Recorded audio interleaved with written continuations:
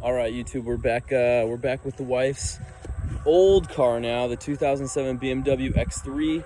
We have a no crank, no start problem with it. The first thing, when you have a no crank, no start, the first thing you're gonna wanna do is get in there and check the starter.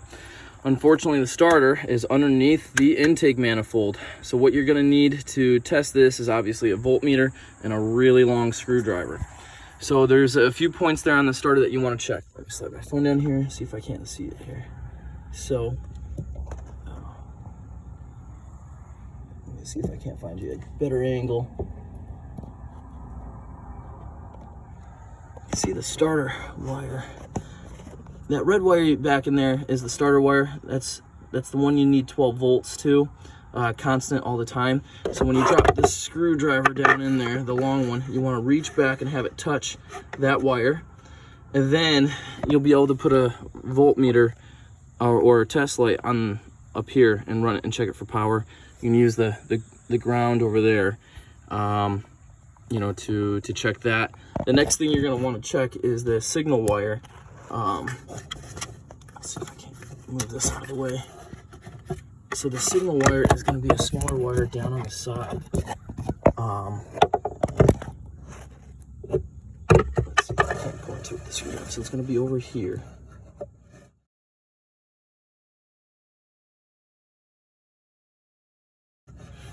In this section. I think I'm on it right now. But basically, you're going to want to rest the screwdriver again on that, and you have it up here.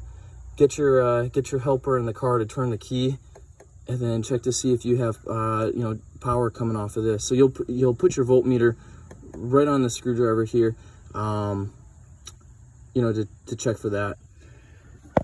So anyways, with this particular car, I found that the starter is getting power. It's getting power when we turn the key. The signal wire is getting power when we turn the key. So that tells me that the starter is bad. Another way to check it is if you don't have a long screwdriver, like, you know, if you don't have a family member nearby that's handy with tools, another thing you could do, this way would work, but I didn't trust it that much. The reason why is because, you know, there could have been a break in the wire, but you can open this up over here, and it's this big white wire right there. It's behind this big white wire that my finger's right there. You can back probe that. So this big white wire goes straight down into that starter. You can back probe this with your voltmeter and everything. Get in there and turn the key and see if you got 12 volts coming to it. So if you're getting 12 volts here, you know that your starter is getting the signal to go, and your starter's got 12 volts constant from the big red wire.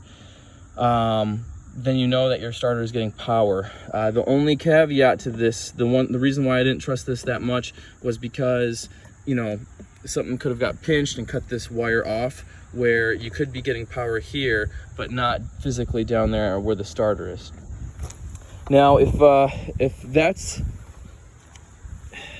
you're getting power up here, well, if you're not getting power up here, the next thing you're going to want to do, there's two other things up the chain, is the EWS system, which is underneath the dashboard up there, and then the ignition switch right here. So this is what I would recommend doing, is instead of crawling on your back and, you know, becoming a contortionist trying to get under there, get the EWS switch, I would come up in here and check this switch right here. I think it's this black and blue wire. This should be getting power when you turn the key.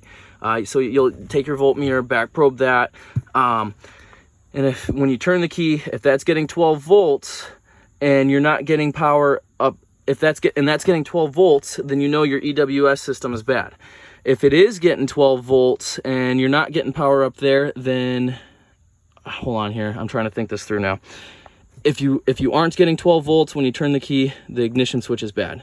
If you are getting 12 volts when you turn the key and you're getting no power at the starter when you test it, then that means your EWS system is bad.